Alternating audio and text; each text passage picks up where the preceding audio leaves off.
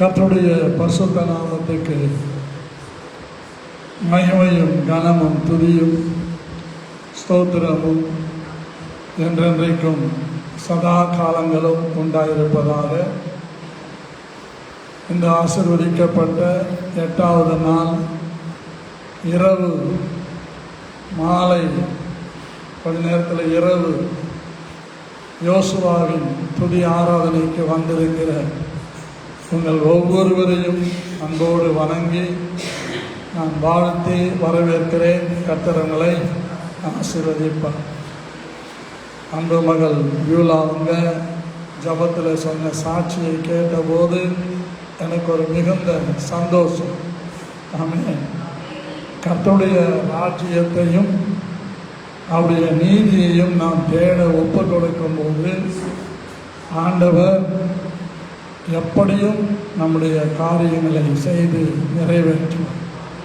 கர்த்தர் செய்ய நினைத்தது ஒன்றும் தடைபடாது என்று வேதம் சொல்லுகிறது. ஆமென். அல்லேலூயா. நேற்றைய தினத்திலே கூட நாம் யோசுவா அதிகாலையில் எழுந்து எல்லாரையும் ஆயத்தப்படுத்தி 7வது நாள் 7 முறை சுற்றி வந்து ஆர்ப்பரித்தார்கள். அலங்கம் இடிந்து விழுந்தது என்று நாம் பார்த்தோம். ஆமென். அல்லேலூயா. இந்த நாளில் கூட ஒரு முக்கியமான சம்பவத்தை சிந்திக்க இருக்கிறோம், தியானிக்க இருக்கிறோம். யோசுவாவின் சரித்திர புத்தகம் 6ஆம் அதிகாரம் 22 மற்றும் 23 இந்த 2 வசனங்களையும் நான் உங்களுக்காய் வாசிக்கிறேன். யோசுவா தேசத்தை வேவு பார்த்த 2 புருஷரை நோக்கி, நீங்கள் அந்த வேசியின் வீட்டிலே போய் நீங்கள் அவளுக்கு ஆணையிட்டபடி அந்த ஸ்திரீயையும் அவளுக்கு உண்டான யாவையும் இங்கே இருந்து வெளியே கொண்டு வாருங்கள் என்றான். அப்பொழுது வேவுக்காரரான அந்த வாலிபர் உள்ளே போய் ராகாபையும் அவள் தகப்பனையும் அவள் தாயையும் சகோதரர்களையும் அவளுக்குள்ள யாவையும் அவள் குடும்பத்தார் அனைவரையும் வெளியே அழைத்து கொண்டு வந்து அவர்களை இஸ்ரவேல் பாளையத்திற்கு புறம்பே இருக்கும்படி பண்ணினார்கள். பட்டணத்தையும் அதில் உள்ள யாவையும் அக்கினியால் சுட்டெரித்தார்கள். வெள்ளியையும் பொன்னையும் வெண்கலத்தினாலும் இரும்பினாலும் செய்த பாத்திரங்களை மாத்திரம் கர்த்தரின் ஆலய பொக்கிஷத்திலே சேர்த்தார்கள். எரிகோவை வேவு பார்க்க யோசுவா அனுப்பின ஆட்களை ராகாப் என்னும் வேசி மறைத்து வைத்தபடியினால் அவளையும் அவள் தகப்பன் வீட்டாரையும் அவளுக்குள்ள யாவையும் யோசுவா உயிரோடு வைத்தான். அவள் இந்நாள் வரைக்கும் இஸ்ரவேலின் நடுவிலே குடியிருக்கிறாள். அக்காலத்திலே யோசுவா இந்த எரிகோ பட்டணத்தை கட்டும்படி எழும்பும் மனுஷன் கர்த்தருக்கு முன்பாக சபிக்கப்பட்டிருக்க கடவன். அவன் அதன் அஸ்திவாரத்தை போடுகிற போது தன் மூத்த குமாரனையும் அதன் வாசல்களை வைக்கிற போது தன் இளைய குமாரனையும் சாக கொடுக்க கடவன் என்று சாபம் கூறினான். இவ்விதமாய் கர்த்தர் யோசுவாவோடு கூட இருந்தார். அவன் கீர்த்தி தேசம் எங்கும் பரம்பிற்று என்று கர்த்தருடைய வேதம் நமக்கு சொல்லுகிறது. அல்லேலூயா. எல்லாம் கவனிங்க. ஆண்டவர் ரட்சிக்கிறதற்கு அவருக்கு தடை எதுவுமே இல்லை. அவர் கொஞ்சம் பேரை கொண்டாகிலும் அதிகம் பேரை கொண்டாகிலும் ரட்சிக்க வல்லமை உள்ளவராய் இருக்கிறார். வேண்டுமானால் 1 சாமுவேல் 14ஆம் அதிகாரம் 6 மற்றும் 7 வசனங்களை வாசி.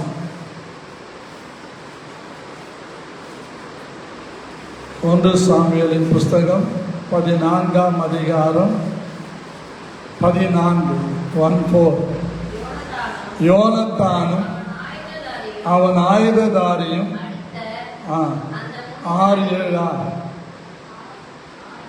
6 மற்றும் 7 யோனத்தான் தன் ஆயுததாரியாகிய வாலிபனை நோக்கி, விருத்த சேதனம் இல்லாதவர்களுடைய அந்த தானியத்திற்கு போவோம் வா. ஒருவேளை கர்த்தர் நமக்காக ஒரு காரியம் செய்வார். அநேக பேரை கொண்டாகிலும் கொஞ்சம் பேரை கொண்டாகிலும் ரட்சிக்க கர்த்தருக்கு தடையில்லை என்றான்.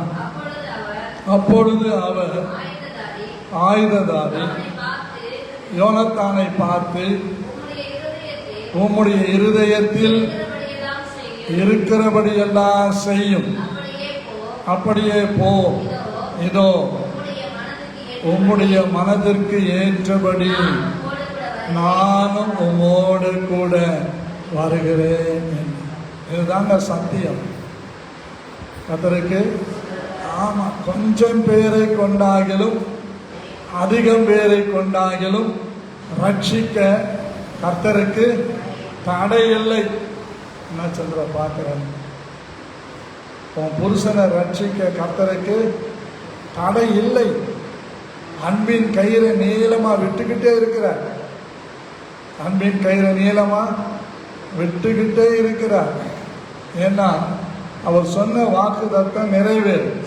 அப்போஸ்தலர் 16:31 படி, நீ கர்த்தராகிய இயேசு கிறிஸ்துவை விசுவாசி, அப்பொழுது நீயும் வீட்டார் ரட்சிக்கப்படுவீர்கள் என்று சொல்லி அவனுக்கும் அவன் வீட்டில் இருந்த யாவருக்கும் கர்த்தருடைய வசனத்தை போதித்தார்கள்.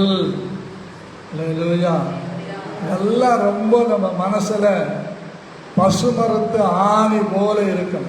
பச்சை மரத்தில் ஆணி அடிச்சுட்டு போயிட்டு ஒரு 2 நாள் நீங்க பிடிங்கி பாருங்க, ரொம்ப கஷ்டம். அவ்வளவு உறுதியா இருக்கும். ஆணி வேணா வளையும், இல்லைன்னா புட்டுக்கும். பச்சை மரத்தில் ஆணி அடிச்சா அவ்வளோ சீக்கிரம் என்ன பண்ண முடியும், பிடுங்க முடியும். ஆகவே நம்முடைய இருதயத்திலே ஆண்டவருடைய செயல்களை, அவருடைய வல்லமைகளை, அவருடைய அதிகாரங்களை, அவருடைய அன்பை, அவருடைய பண்பை, அவருடைய கிருபைகளை உறுதியாக நம் இருதயத்திலே தைத்து கொண்டால், இருதயமாகிய பலகையிலே எழுதி கொண்டால் அதை யாராலும் கிறுக்கி போட முடியாது. தமிழில் அவர் நம்மை உள்ளங்கையிலே வரைந்து வைத்திருக்கிறார். வரைபடம் கூட என்ன ஆகும்னு கேட்டீங்கன்னா, காலப்போக்கில் என்ன பண்ணோம், மறைந்து போய்விடும். ஆனால் தெலுங்கு வேதம் இப்படி சொல்லுகிறது, ఆయన మనలను అరి చేతులలో చెక్కుకొని ఉన్నాడు. வைசலா, கல்லில் புலியில பதிஞ்சிட்டா எத்தனை ஆண்டுகள் ஆனாலும் எத்தனை காலங்கள் ஆனாலும் என்ன பண்ணார், மாறவே மாற. மதுரை பக்கத்தில் கீழடியில் எதுவோ எடுத்துக்கொண்டே இருக்கிறாங்க. அதில் நிறைய எழுத்துக்கள் இருந்தாலும் கல்வெட்டு ஒன்றை கண்டுபிடித்தார்கள். அதில் தமிழ் வார்த்தைகள் இருந்ததை பார்த்தார். அல்லேலூயா. அந்த இதுவரைக்கும் அவங்க கண்டுபிடித்ததில் ஒரு சொரூபத்தையோ, ஒரு விக்கிரகத்தையோ, ஒரு புறஜாதிகளுடைய தெய்வத்தையோ இதுவரைக்கும் அவங்களுக்கு தெரியவே இல்லை. அந்த ஆராய்ச்சி செய்தவர் யாருன்னா, ராஜஸ்தானை சேர்ந்த ஒரு இந்து.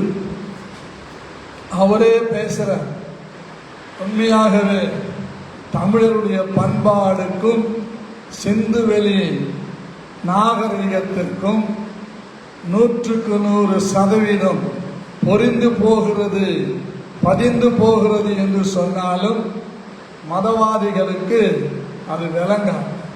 கர்த்தருக்கு ஸ்தோத்திரம். ஏன்னா தமிழில் வளருவதை, தமிழன் நன்றாக இருப்பதை ஏற்றுக்கொள்ளாதவர்கள் தான் மற்ற மாநிலங்களில் இருக்கிற மற்ற மொழி பேசுகிறவர். ஆனால் பிரியமானவர்களே, இந்த கல்லில் ஒளியை கொண்டு, அதாவது கல் தச்சன் எப்படி அதை வணைகிறானோ அது அழியாமல் இருக்கிறதோ அதே போலவே தான் நீங்களும் நானும் இயேசு கிறிஸ்துவின் கையிலே பொறிக்கப்பட்டிருக்கிறோம். ஆமென். வரையப்பட்டில்ல, பொறிக்கப்பட்டிருக்கிறோம். அல்லேலூயா. நம்முடைய உருவத்தை அழிக்க எந்த சக்தியாலும் முடியாது. அல்லேலூயா. நம்மை அழிக்க எவனுக்கும் அதிகாரமும் கிடையாது. அவர் அனுமதி இல்லாம நம்மளை யாரும் டச் பண்ணவே முடியாது. கர்த்தருக்கு ஸ்தோத்திரம். அப்படிதான் நான் இருந்த அரக்கோணத்தில் மோசூர் ரோட்டில் ஒரு வீட்டில் இருந்தேன். எனக்கு ஒன்றும் விஷயமே தெரியாது, என்னன்னே தெரியாது. ஆனால் திண்ணையில் உட்கார்ந்து இருக்கிற ஒருத்தன் வந்து பட்டால் பட்டால் பட்டால் அடிச்சுட்டு போயிட்டான். ஏன் அடித்தானே தெரியாது, என்னைய வரைக்கும் தெரியாது, என்னைய வரைக்கும் தெரியாது. அப்படியும் அவங்கிட்டயே கேட்க சொல்லி ஒரு ஆள் அனுப்பி கேட்டேன், தெரிலங்கிறான்.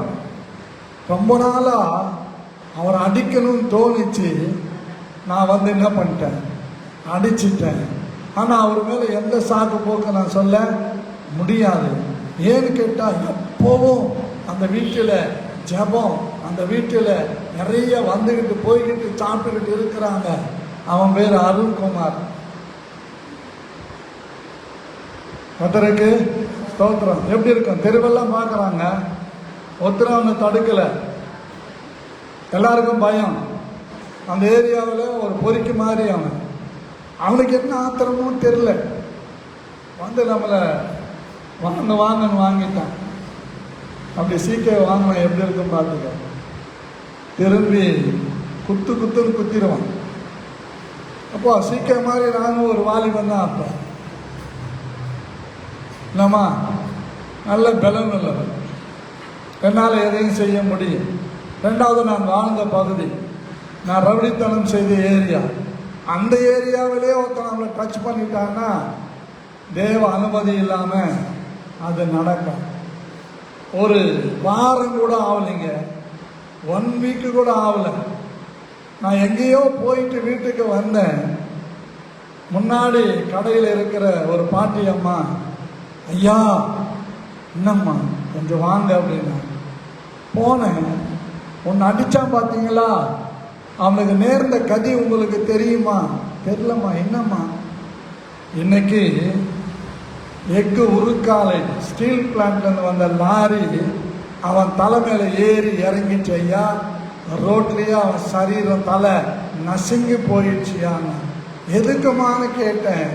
அவங்க சொல்கிறாங்க, அவனும் இன்னொருவனும் பைக்கில் ரயில்வே ஸ்டேஷனுக்கு போகிறாங்க.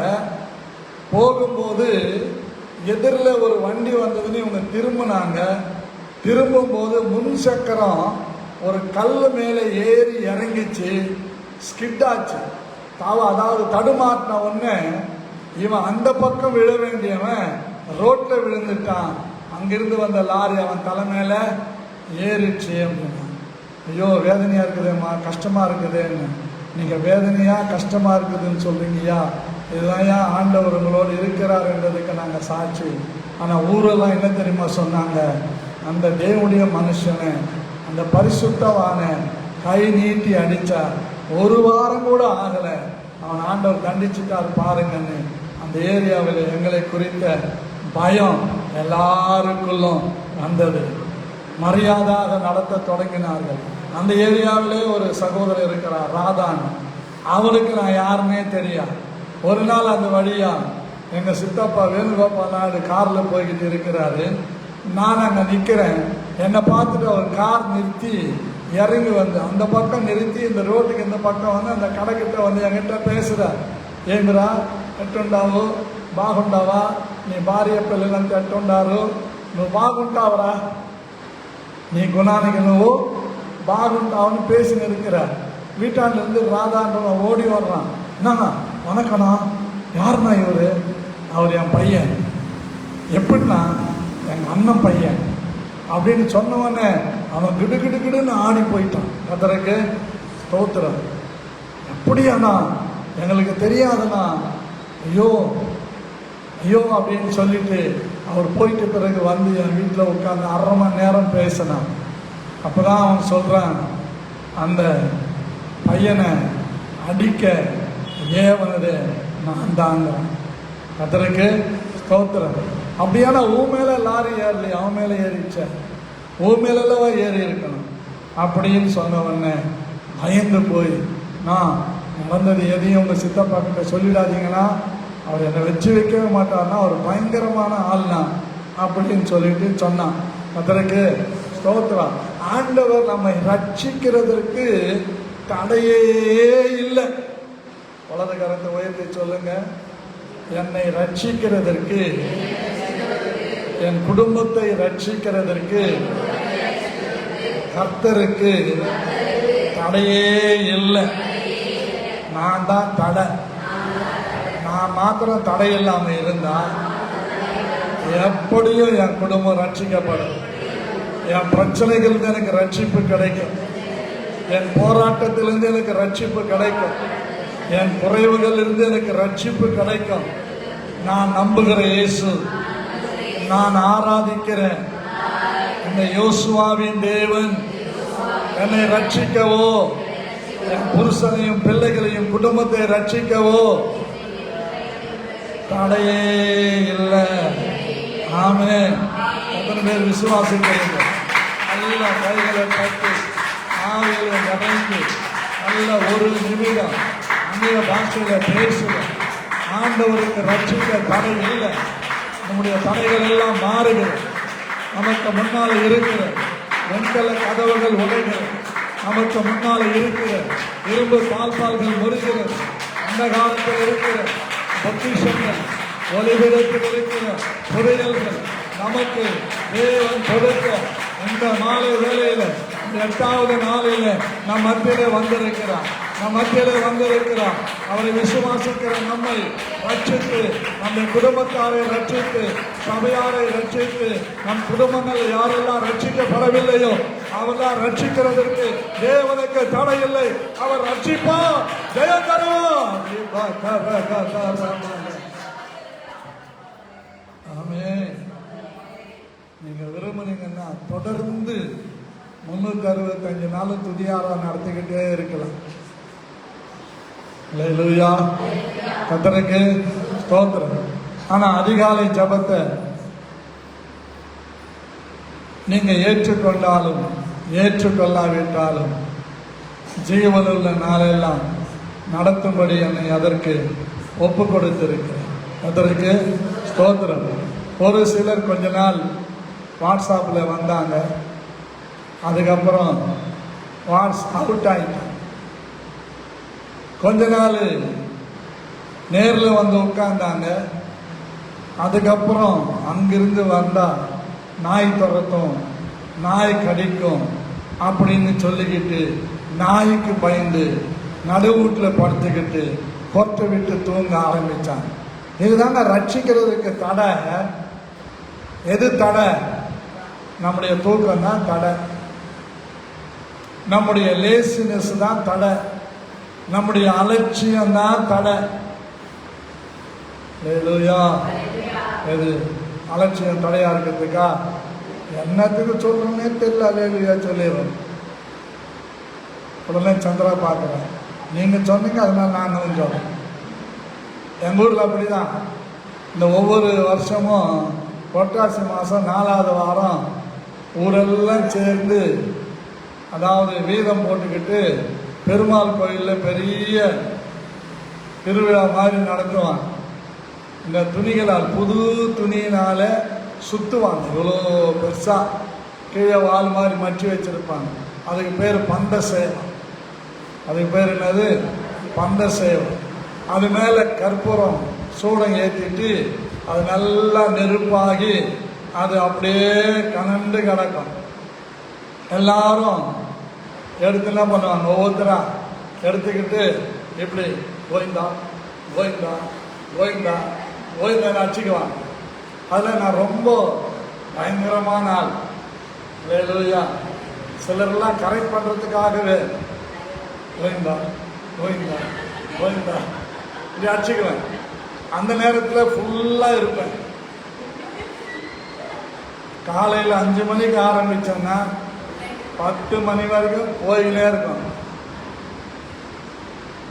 15 ரூபாயில் ஆரம்பிக்கிறது, அன்னைக்கு 2000 ரூபாய் 3000 ரூபாய்க்குள்ள போயிடும். அப்படி இருந்தவனை தான் ஆண்டவர் என்ன பண்ணியிருக்கிறார்? ரட்சித்து இருக்கிறார். ஏன்னா பைபிள் சொல்லுது, பக்தி உள்ளவனை கர்த்தர் தமக்காக தெரிந்து கொள்ளுகிறார் என்று வேதம் சொல்லுகிறது. சங்கீதங்கள்ல பக்தி உள்ளவனை கர்த்தர் என்ன பண்றாரா? தமக்காக தெரிந்து கொள்ளுகிறார். அதனால தான் பக்தி உள்ள மிரியாம முனிக்குமாரியே என்ன பண்ணியிருக்கிறார்? மிரியாமா மாற்றி இருக்கிறார். அல்லேலூயா.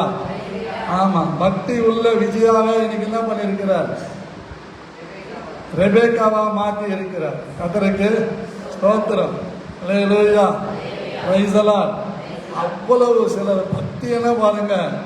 எனக்கு தெரிஞ்சு ஒரு அம்மா, என் ஊரில் ஒரு செட்டியார் அம்மா, வெட்டியோலம் 4 மணிக்கெல்லாம் போய் குளத்துல முங்கிட்டு கோயிலை சுற்றிக்கிட்டே இருப்பாங்க. ஒரு தீராத பிரச்சனை வந்தது, போகாத ஹாஸ்பிட்டலே இல்லை, எவ்வளவோ லட்சங்கள் செலவு பண்ணிட்டாங்க, விடுதலை இல்லை, வியாதி இல்லை. ஆனா உள்ள இருந்தது யாருன்னு கேட்டா அசுத்த ஆவி. கடவுள் பெயராலே ஒரு பிசாசு அந்த அம்மாவுக்குள்ள இருந்து மாத்திரைகளை சாப்பிட வைத்தார்.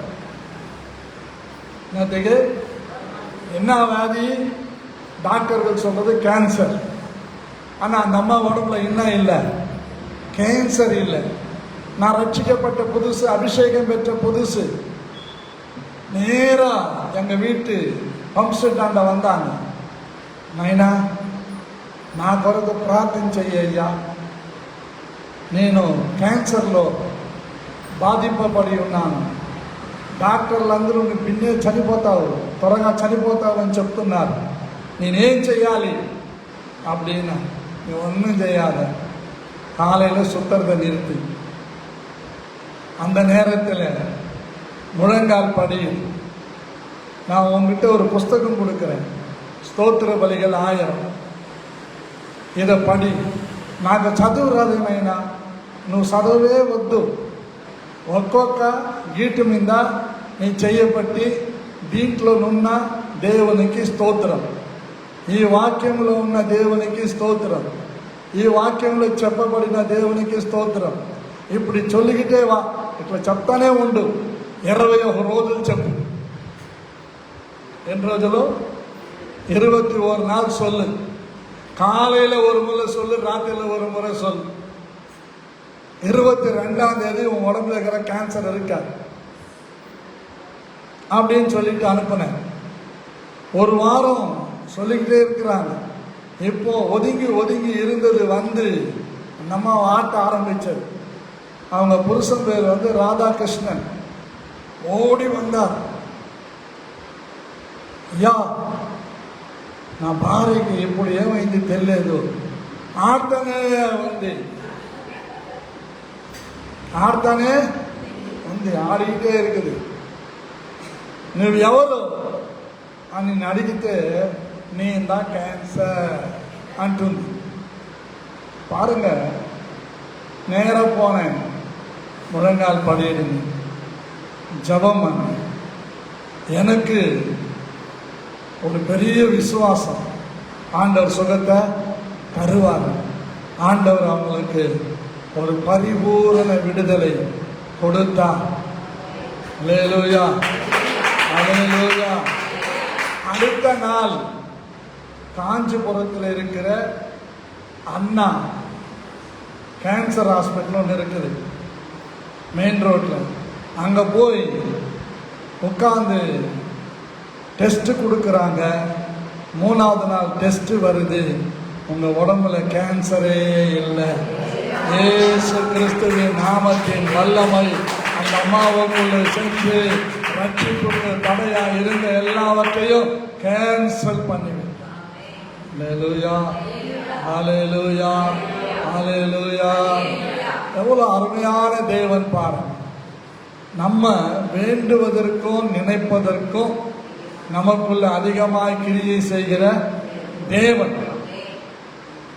நம்ம கொஞ்சம் ஆரம்ப காலத்துக்கு போவோமே. நான் ரட்சிக்கப்பட்ட ஆரம்பத்தை சொல்றேனே, எங்க வீட்டில் சத்தம் போட்டு என்ன பண்ண முடியாது, ஜெபிக்க முடியாது. எங்க ஊர் ஏரிக்கரை இருக்கு. எங்க ஊர் பேர் ஜடேரி, அரக்கோணம் தாலுக்காவில். அந்த ஏரிக்கரைக்கு உள்ள பின்னாடி ஸ்டீல் பிளான்ட் எஃகு உருக்காலை இருக்கு. அப்போ இந்த வெள்ளம் வேளஞ்செடி கவர்மெண்டால நடப்பட்டு இருக்கிறது. பெரிய காடு மாதிரி. நான் ரட்சிக்கப்பட்ட உடனே ஒரு நாள் நமக்கு ஜெபிக்க இடம் வேணும்னு சொல்லி அங்க போனேன். அந்த மரத்துல உட்கார்ந்து ஜெபிக்கிற அளவுக்கு அந்த புதர்களை எல்லாம் வெட்டி எடுத்து அதுல முட்டி போட்டேன். நல்ல ஈரம். முழங்கால் போட்ட உடனே முழங்கால் ஒரு அடி தூரம் உள்ள போயிடுச்சு. ஆனாலும் விடல. 3 மணி நேரம் 4 மணி நேரம் கத்தி துதிச்சேன். சத்தம் போட்டு துதிச்சேன். அங்கிருந்து ஒரு பரலாங்க தூரத்தில் எங்க ஊர்ல இருந்து பாலெல்லாம் எடுத்துக்கிட்டு ஸ்டீல் பிளான்ட்டுக்கு விற்க போவாங்க ஒரு 4 பேர். அவங்க ஊரெல்லாம் போய் சொல்லிட்டாங்க, ఎవడో తెలియదు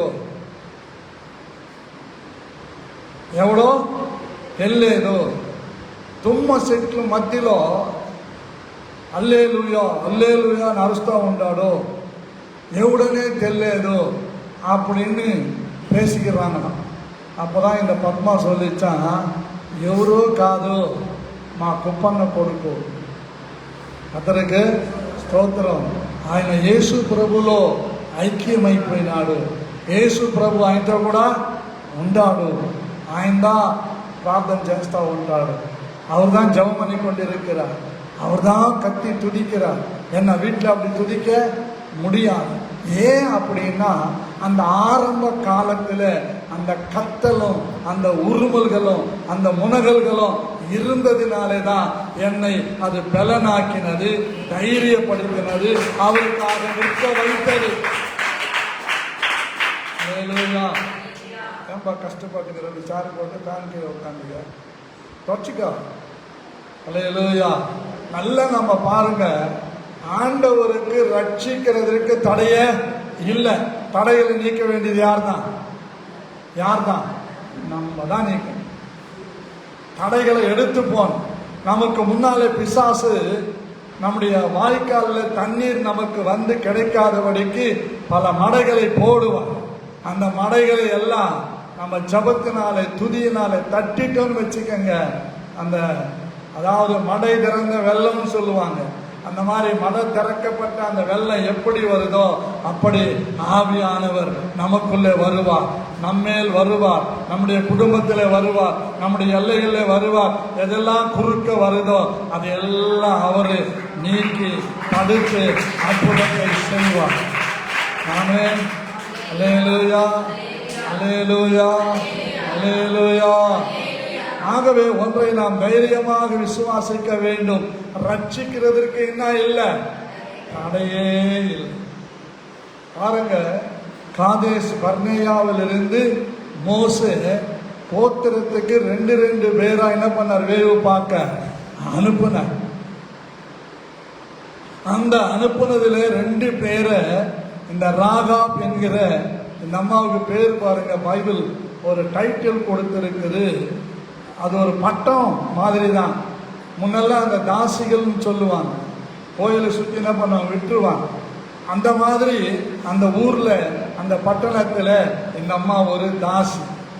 ஆனா பைபிள்ல கௌரவமா ராகாப் என்னும் வேசி. கர்த்தருக்கு ஸ்தோத்திரம். யார் வேணாலும் அனுபவிச்சுக்கலாம், யார் வேணாலும் கூட இருந்துக்கலாம், யார் ஒன்றும் சொல்லவே முடியாது. அந்த பட்டணத்தில் மதில் மேலே இருந்த அந்த குடும்பம் எப்படி இந்த வேவுக்காரர்களை ஏற்றுக்கொண்டு பரணையில என்ன பண்ணாங்களாம், அவங்க 2 பேரை மறைச்சு வச்சிருந்தாங்க. பாருங்க, கர்த்தருக்கு ஸ்தோத்திரம். அல்லேலூயா அல்லேலூயா அல்லேலூயா. இந்த 2 வேவு பார்க்க வந்தவங்களை அந்த அம்மா என்ன பண்ணாங்களாம் மறைச்சு வச்சிருந்தாங்களாம். அந்த அம்மாவை குறித்து பைபிள் சொல்லுது பாருங்க, ரொம்ப ஆச்சரியமா இருக்கும். 2ஆம் அதிகாரம் 1வது வசனம் பாருங்க. யோசுவாவில 2ஆம் அதிகாரம் 1வது வசனம். நூனின் குமாரனாகிய யோசுவா சித்தீமில் இருந்து வேவுக்காரராகிய 2 மனுஷரை ரகசியமாய் வேவு பார்க்கும்படி அனுப்பி, நீங்கள் போய் தேசத்தை வேவு பார்க்கும்படி இஸ்ரவேல் புத்திரரில்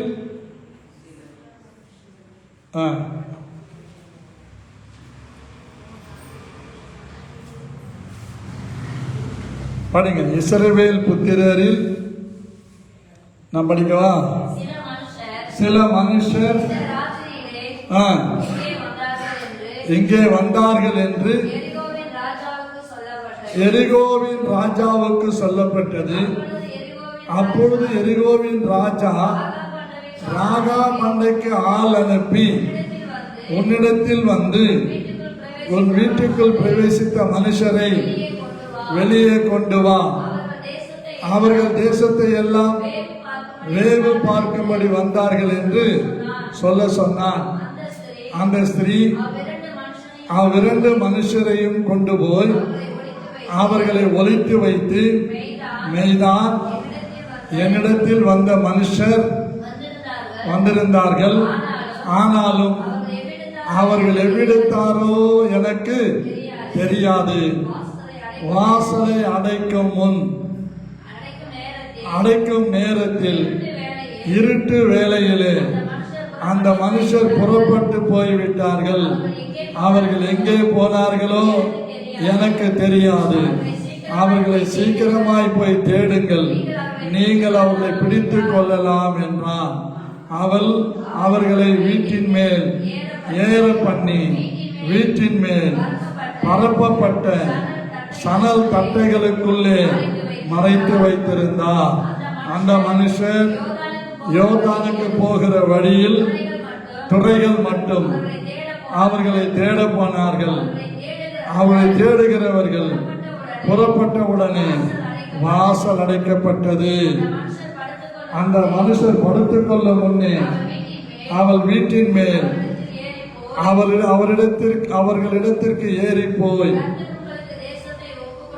அண்டர்லைன் பண்ணிக்கொள்ளுங்க, கர்த்தர் உங்களுக்கு தேசத்தை ஒப்பு கொடுத்தார் என்றும், உங்களை பற்றி எங்களுக்கு திகில் பிடித்திருக்கிறது என்றும், உங்களை குறித்து தேசத்தின் குடிகள் எல்லாரும் சோர்ந்து போனார்கள் என்று அறிவேன். நீங்கள் எகிப்திலிருந்து புறப்பட்ட போது கர்த்தர் உங்களுக்கு முன்பாக சிவந்த சமுத்திரத்தின் தண்ணீரை வற்றி போக பண்ணினதையும், நீங்கள் யோர்தானுக்கு அப்புறத்திலே சங்காரம் பண்ணின எமோரியர் 2 ராஜாக்களாகிய சீகோனுக்கும் ஓகுக்கும் செய்ததை கேள்விப்பட்ட போது எங்கள் இருதயம் கரைந்து போயிற்று. உங்களாலே எல்லாருடைய தைரியமும் அற்று போயிற்று. உங்கள் தேவனாகிய கர்த்தரே மேலே வானத்திலும் கீழே பூமியிலும் தேவனானவர். போதும். அந்த வேசி இந்த வேவுக்காரனிடத்தில் பேசும்போது அவள் சொல்லுகிறாள், கர்த்தர் உங்களுக்கு தேசத்தை ஒப்பு கொடுத்தார் என்றும். யாருக்கு தெரிஞ்சிருக்கிறது? அந்த பட்டணத்தில் இருக்கிற ராஜாவுக்கும் தெரிந்திருக்கிறது, எல்லாருக்கும் தெரிந்திருக்கிறது. இந்த வேசியாகிய ராகாவுக்கும் இந்த சம்பவம் தெரிந்திருக்கிறது. ஆமென். அழகா சொல்றா பாருங்க, தெளிவா சொல்றா, தெம்பா சொல்றா, தைரியமா சொல்றா. உங்களை பற்றி எங்களுக்கு திகில் பிடித்திருக்கிறது என்றும், உங்களை குறித்து தேசத்து குடிகள் எல்லாரும் சோர்ந்து போனார்கள். அடுத்த இன்னொரு முறை சொல்ல பாருங்க, 11ஆம் வசனத்துல, கேள்விப்பட்ட போது எங்கள் இருதயம் யோர்தானை கடந்து அதாவது எமோரியரின் 2 ராஜாக்களாகிய சீகோனையும் ஓகையும் அவர்களுக்கு நடந்ததையும் கேள்விப்பட்டு எங்கள் இருதயங்கள் கரைந்து போயிற்று, எல்லாருடைய தைரியமும் அற்று போயிற்று. உங்கள் தேவனாகிய கர்த்தரோ உயர வானத்திலும் கீழே பூமியிலும் தேவனானவர். நல்ல ஜோரா கை தட்டலாமா?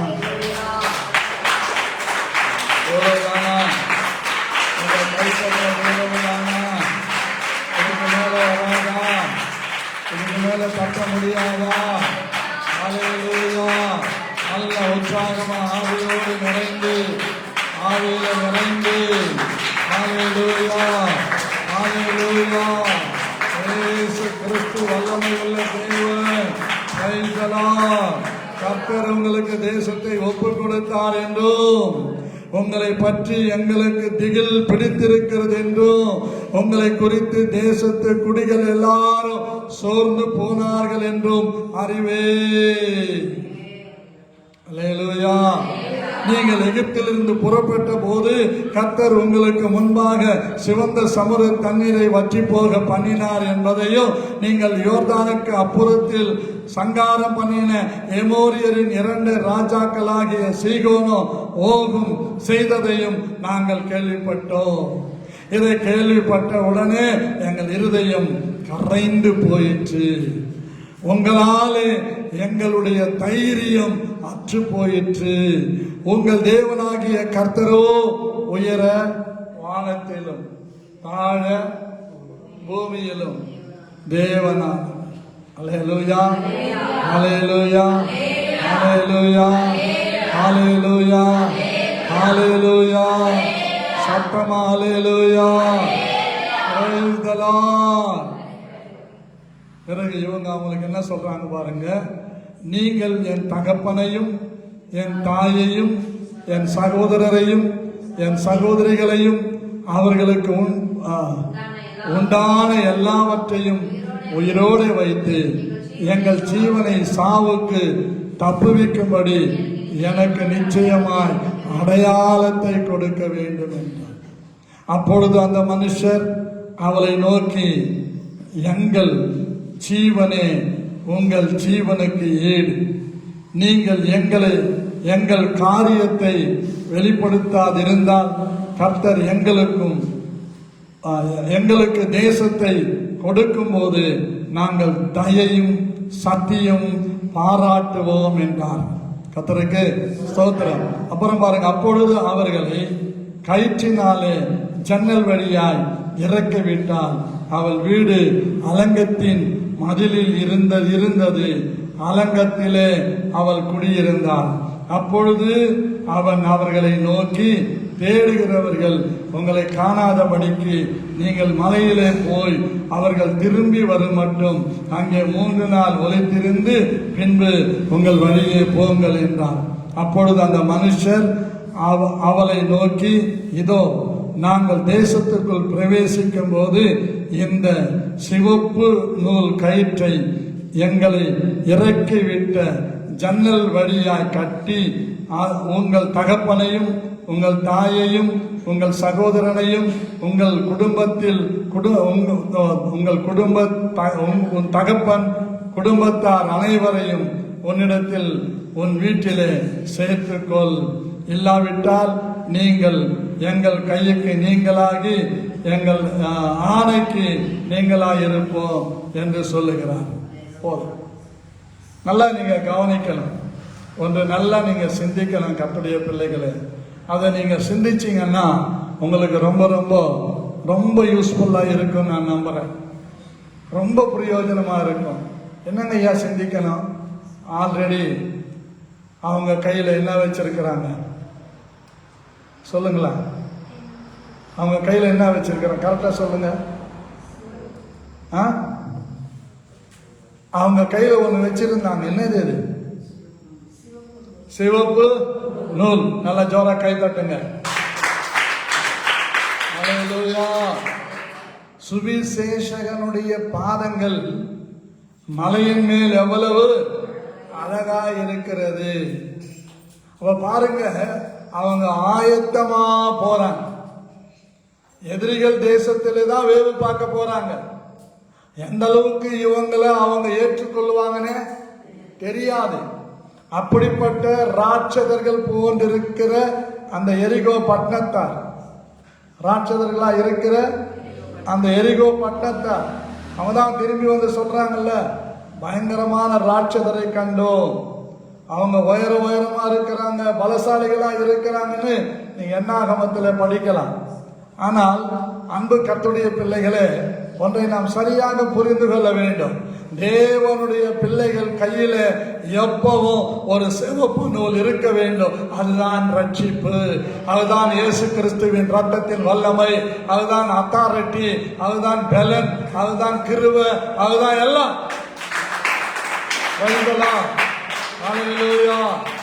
ரத்தாம்பரத்தினால் ஆன ஒரு சிவப்பு கயிறை அவர்கள் கையிலே வைத்திருந்தார்கள். அதை அந்த ஸ்திரீனிடத்திலே கொடுத்து விட்டு வருகிறார்கள். அந்த கொடுக்கு விளக்கு அந்த லேம்ப் வச்சுங்க, ஒரு பூச்சி உள்ள போய் தொல்லை பண்ணு. யார் அதை எடுத்து வைக்க சொன்னாங்க?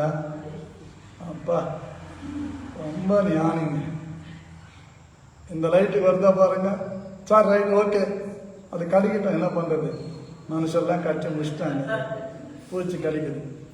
நல்லா நீங்க கவனிக்கணும் பிரியமானவர்களே, நாம எப்பவும் ஆயத்தமாக இருக்கணும். தேவனை தேடுகிற, தேவனுக்காக முன்னால நிற்கிற, தேவனுக்காக வாடுகிற தேவனுடைய பிள்ளைகள் எப்பொழுதுமே ஆயத்தமாக இருக்கணும். நீங்க எத்தனை பேர் ஒரு நாளைக்கு ஒரு முறையாவது உங்களை பார்க்கிறவங்களுக்கு உங்க சாட்சி சொல்ல வாய்ப்பு தேடுறீங்க? சமயம் வாய்த்தாலும் வாய்க்காவிட்டாலும் என்ன செய்யணுமா? சுவிசேஷத்தை அறிவிக்கணும். சுவிசேஷனா என்ன? உங்களுக்கு ஆண்டவர் என்ன செய்தார்? இப்ப எங்க பியூலா சிஸ்டர் பிரேயர்ல சொன்னாங்கல்ல, என் பையனுக்கு ஸ்போர்ட்ஸ் ஷூ வாங்க என் நிலைமை சரியில்லாது இருந்தது, அவ்வளோ பாரத்தோட ஜபம் பண்றான், கர்த்தரை தேடுறான், அதனால நான் எந்த புதிய ஆராதனைக்கு நிறுத்தவே மாட்டேன், வந்துடுவேன் அப்படின்னு அந்த பிள்ளை வந்து இன்னைக்கு ஆராதனை எடுத்தேன். அதை தேவன் அங்கீகரிச்சாரா, அங்கீகரிக்கலையா? இதே மாதிரிதான் உங்களுக்கு நிறைய அற்புதங்கள் என்ன பண்ணி இருக்குது, நடந்திருக்குது. உங்களுக்கு நடந்த அற்புதங்களுக்கு நீங்க பிரயாசப்பட்டா ஆத்துமாக்களை கொள்ளை பொருளா தேவராஜ்யத்துக்கு கொண்டு வரலாம். ஹலோ, அதனாலதான் இயேசு கிறிஸ்து சொன்னாரு, என்னோடு சேர்க்காதவன் சிதறடிக்கிறான்னு சொன்ன. நாம் யாருங்க? அவரோடு மற்றவங்களை சேர்க்கணும். அதுக்கு தான் நம்ம கையில எப்பவுமே என்ன இருக்கணும்? ரட்சிப்பின் நிச்சயம் இருக்கணும். அந்த ரட்சிப்பின் கயிறு இருக்கணும். பைபிள்ல நிறைய கயிறு இருக்குது. இங்க சொல்லப்பட்ட கயிறு அந்த ரட்சிப்பின் கயிறு. ஓசியாவில் சொல்லப்பட்ட கயிறு அன்பின் கயிறு. கர்த்தருக்கு ஸ்தோத்திரம். யூதாசு மலையில கட்டி தொங்கினது தூக்கு கயிறு. கர்த்தருக்கு ஸ்தோத்திரம். இப்படி நம்முடைய வாழ்க்கையில எப்பவுமே ஒரு ரட்சிப்பின் நிச்சயம் நமக்கு இருந்துகிட்டே இருக்கணும். கர்த்தருக்கு மகிமை உண்டாகும். ஒரு ரட்சிப்பின் நிச்சயம் நமக்கு இருக்கணும். எந்த காரணத்தை கொண்டும் அந்த ரட்சிப்பின் நிச்சயத்தை என்ன பண்ணக்கூடாது? இழந்து போகவே கூடாது. நான் தைரியமா சொல்லுவேன், நீ எல்லாத்தையும் கூட இழந்து, எல்லாத்தையும் கூட நஷ்டம் என்று விட்டுடு. ஆனா ரட்சிப்பை மாத்திரம் இழக்காது. புருஷனுக்காக ஒரு ரட்சிப்பை இழக்காது, மனைவிக்காக ஒரு ரட்சிப்பை இழக்காது, பிள்ளைகளுக்காக ஒரு ரட்சிப்பை இழக்காது, உறவுகளுக்காக ஒரு ரட்சிப்பை இழக்காத உன் ரட்சிப்பை காத்துக்கும். நீதிமானே ரட்சிக்கப்படுவது அரிதானால் பாவியும் துன்மார்களும் எங்கே போய் ரட்சிக்கப்படுவார்கள்? இத்தனை பெரிதான ரட்சிப்பை குறித்து நாம் கவலையற்றிருப்போமானால் பரிதவிக்கப்பட்டவர்களாயிருப்போம். ஆனா இந்த அருமையான வேசிக்கு தெரியுது, ராகாப் என்ற வேசிக்கு தெரியுது, ஒரு அடையாளத்தை கொடுத்துட்டு போறாங்க. கொடுத்தாங்களா? வச்சிருந்தாளா? எரிகோ விழுந்துச்சா? அந்த ஜன்னல் வழியா அந்த கயிறை கட்டி வச்சிருந்தாளா? அந்த ஜன்னல்ல இப்ப நீங்க கை தட்ட போறீங்க கத்தரை, எப்படி தெரியுமா? அந்த எரிகோ எல்லா பகுதியும் விழுந்தது. ஆனால் ராகாப் என்கிற வேசி இருந்த அந்த வீடு பகுதி வரைக்கும் அப்படியே இருந்தது. அவளும் அவள் வீட்டார் அனைவரும் அந்த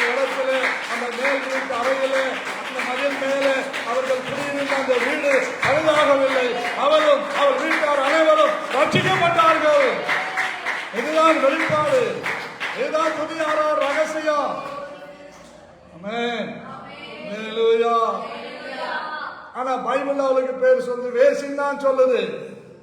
ஆனா அந்த வேசியை ரட்சிக்கிறதற்கு இவர்கள் கொடுத்த அந்த சிவப்பு நூல் கயிறு. ஆமென். அல்லேலூயா. பைபிள்ல நிறைய நூல்கள் இருக்குது. பஞ்சு நூல் இருக்குது, சிவப்பு நூல் இருக்குது, ரத்தாமர நூல் இருக்குது. சரியா? இப்படி நிறைய நூல்களை பற்றி சொல்லுது. நூல்னா புக்குல கயிறு, கழுத்துல போடுற தாலி கயிறுன்னு சொல்றோம் பாத்தீங்களா, அந்த மாதிரி கயிறு, துணி தைக்கிற கயிறு, இதுக்கு பேர் தான் நூல். இந்த சிவப்பு நூல் அவள் ஜன்னல் வழியில கட்டி இருந்ததை யார் பார்த்தாங்க? யார் பார்த்தாங்க சொல்லுங்களேன்? யார் பார்த்தாங்க? வேவுக்காரர்களை அனுப்பி யோசுவா முன்கூட்டியே அனுப்புகிறான். அவர்கள் எந்த மதில் வழியாய் இறங்கினார்களோ அதே மதில் வழியாய் அவள் வீட்டுக்கு ஏறி இருப்பார்கள் என்று நினைக்கிறேன். ஏறி அந்த வீட்டை மாத்திரம் காப்பாற்றும்படி ஆயத்தப்படுத்தினார்கள்.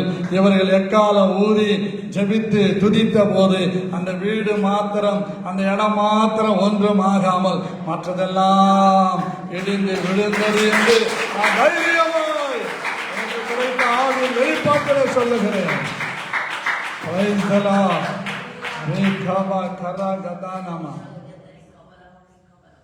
முதல்ல அனுப்பிட்டார் வேவுக்காரர், போங்க நீங்க வேவு பார்த்துட்டு வந்த அந்த ராகா பேசி அந்த வீட்டுக்கு போங்க, அவள் வீட்டாரை எல்லாம் சேர்த்துருங்க, ஒன்றா வையுங்க. இந்த மதில் இடிந்து விழுகிறது, அவள் வீடு மாத்திரம் காப்பாற்றப்படுகிறது. ஆமென். அல்லேலூயா. என்னை கேட்டுக்கொண்டிருக்கிறேன் அன்பு தேவனுடைய பிள்ளைகளே, நானும் என் வீட்டாருமோ என்றார் கர்த்தரையே சேவிப்போ, கர்த்தரையே சேவிப்போ. சங்கீதக்காரன் சொல்றாருல்ல, எக்காலத்திலும் அவரை ஸ்தோத்தரிப்பேன், அவர் துதி எப்பொழுதும் என் வாயில இருக்கும். 34 சங்கீதம் எடுத்தவங்க படிங்க பார்க்கலாம். கரண்ட் இருக்கட்டும் இல்லாம போட்டோம். கர்த்தரை நான் எக்காலத்திலும் ஸ்தோத்தரிப்பேன், அவர் துதி எப்பொழுதும் என் வாயில் இருக்கும். கர்த்தருக்குள் என் ஆத்துமா மேன்மை பாராட்டும். சிறுமைப்பட்டவர்கள் அதை கேட்டு மகிழ்வார்கள். என்னோடு கூட கர்த்தரை மகிமைப்படுத்துங்கள். நாம் ஒருமித்து அவருடைய நாமத்தை உயர்த்துவோமாக. நான் கர்த்தரை தேடினேன், அவர் எனக்கு செவி கொடுத்து என்னுடைய எல்லா பயத்துக்கும் நீங்களாக்கி விட்டார். அவர் அவரை நோக்கி பார்த்து பிரகாசம் அடைந்தார்கள், அவர்கள் முகங்கள் வெட்கப்படவில்லை. இந்த ஏழை கூப்பிட்டான், கர்த்தர் கேட்டு அவனை அவன் இடுக்கங்களுக்கு எல்லாம் நீங்களாக்கி ரட்சித்தார். கர்த்தருடைய தூதன் அவர்களுக்கு பயந்தவர்களை சூழ பாளையம் இறங்கி அவர்களை விடுவிக்கிறார். கர்த்தர் நல்லவர் என்பதை ருசித்து பாருங்கள். அவர் மேல் நம்பிக்கையாயிருக்கிற மனுஷன் பாக்கியவான். ஆமென். சிங்கக்குட்டிகள் தாட்சி அடைந்து பட்டினியாயிருக்கும். கர்த்தரை தேடுகிறவர்களுக்கோ, கர்த்தரை தேடுகிறவர்களுக்கோ, கர்த்தரை துதிக்கிறவர்களுக்கோ, கர்த்தரை ஆராதிக்கிறவர்களுக்கோ, கர்த்தருக்காக எல்லாவற்றையும் தியாகம் செய்கிறவர்களுக்கோ, கர்த்தருக்காக வாழ தீர்மானிக்கிறவர்களுக்கோ, கர்த்தரை மகிமைப்படுத்தும்படியாய் நிற்கிறவர்களுக்கோ ஒரே ஒரு எள்ளுமூ களவு நன்மை கூட குறைவுபடாது. இதை ஆமோதிக்கிறவங்க மாத்திரம் நல்ல கைகளை தட்டி ஆவியில நிறைந்து ஸ்தோத்திரம் பண்ணலாம்.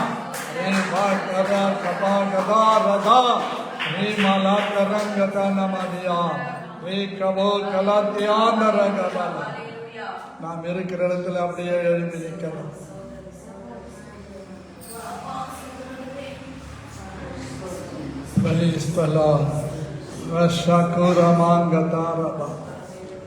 அப்படியே வலது கரத்தை தலைமையில வைக்கலாம்.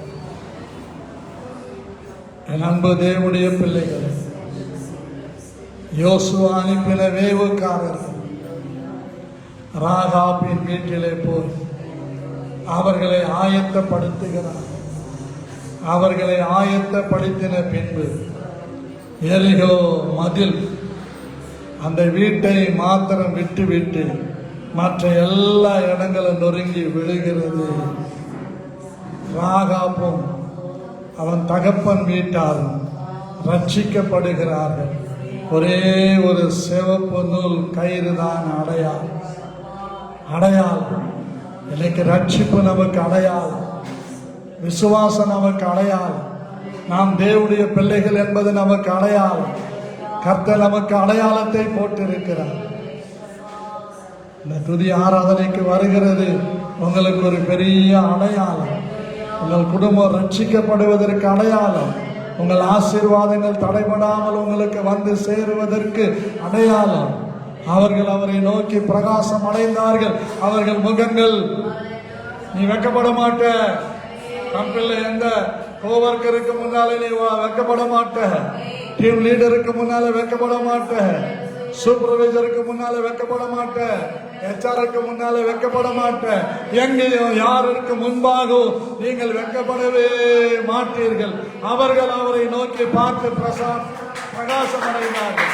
அவர்கள் அவரை நோக்கி துதித்தார்கள், ஆராதித்தார்கள். எரிகோ விழுந்தது.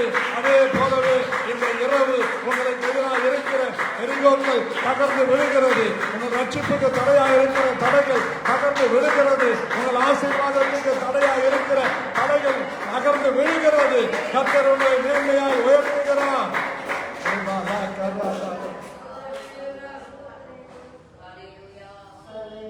நான் அவரை நோக்கி கூப்பிட்டேன். அவர் எல்லா பயத்துக்கும் என்னை நீங்கள் ஆக்கி விடுவீர்கள். எஸ், நீ கூப்பிட்டால் உனக்கு விடுதலை.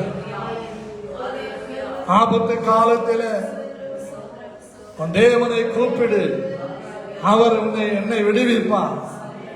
நீ அவரை மகிமைப்படுத்துவார். எஸ், கர்த்தர் மேல் உன் பாரத்தை வைத்து விடு. கலங்கி தவிக்காதே.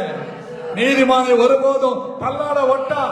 துதிக்கிற மனுஷனை, ஆராதிக்கிற மனுஷனை, கர்த்தருக்காக வாழ்கிற மனுஷனை ஆண்டவர் தள்ளாட விடவே மாட்டான். ஒருவேளை நீ தள்ளாடுகிறது என்று கீழே நினைக்கும் போது கர்த்தர் உனக்கு ஒரு ஊன்றுகோலாய் வந்து நிற்பார். ஆமென், அல்லேலூயா. கடலாம் துன்பத்தில் தவிக்கும் வேளை படகாய் வந்திடுவார். கடலாம் துன்பத்தில் தவிக்கும் வேளை படகாய் வந்திடுவார். தனியே ஊன்றுகோலாய். எஸ், எல்லாரும் காத்தலரா ஊன்றுகோலாய் காத்திட வந்திடுவார். நான் பாடி மகிழ்ந்திடுவே, இயேசுவை துதித்திடுவே.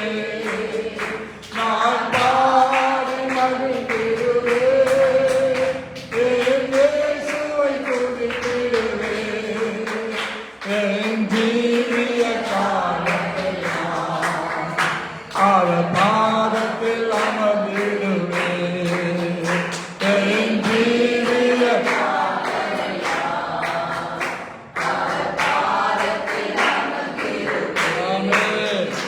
வலது கரத்தை நாம் தலை மேலே வைத்து இன்றைக்கு நாம் ஆண்டவர் கையிலே ஒப்பு கொடுக்க சொல்லுவோம். நல்ல பிதாவே, இந்த ஆசீர்வதிக்கப்பட்ட வேளையிலே ஆசீர்வதிக்கப்பட்ட நாங்கள் அப்பா பிதாவே என்று கூப்பிட பண்ணுகிற புத்திர சுவிகாரத்தின் ஆவி நிறைவோடு நிறைவோடு இயேசு கிறிஸ்துவின் நாமத்தில் நாங்கள் செபிக்கிறோம் ஆண்டவர். ராகாப் என்கிற வேசி உம்முடைய தாசர்களுக்கு செய்த உதவியை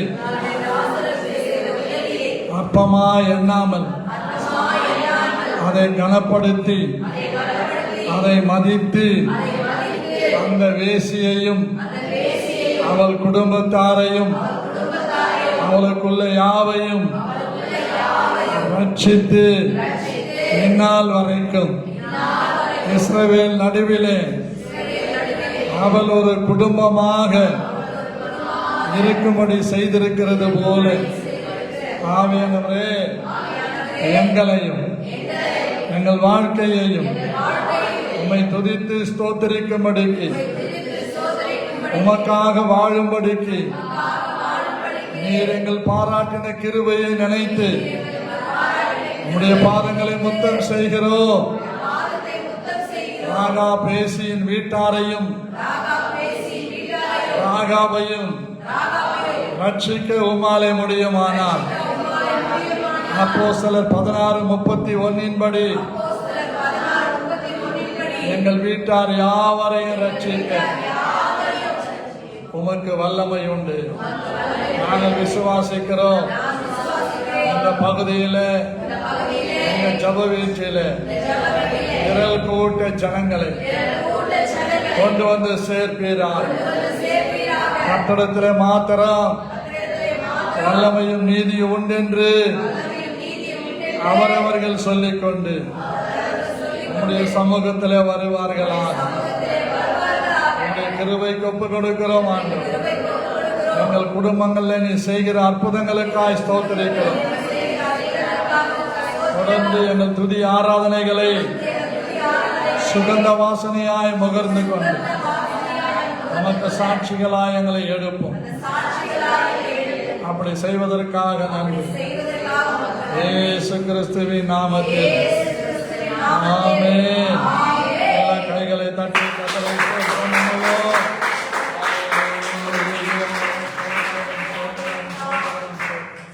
சேர்ந்து சொல்லுவோம். என் ஆத்துமாவே கர்த்தரை ஸ்தோத்திரி, என் உள்ளமே பரிசுத்த நாமத்தை ஸ்தோத்திரி. என் ஆத்துமாவே கர்த்தரை ஸ்தோத்திரி, கர்த்தர் செய்த சகல உபகாரங்களையும் மறவாதே. கர்த்தர் உங்களை ஒவ்வொருவரையும் ஆசீர்வதிப்பார். God bless you all. CK brother finish.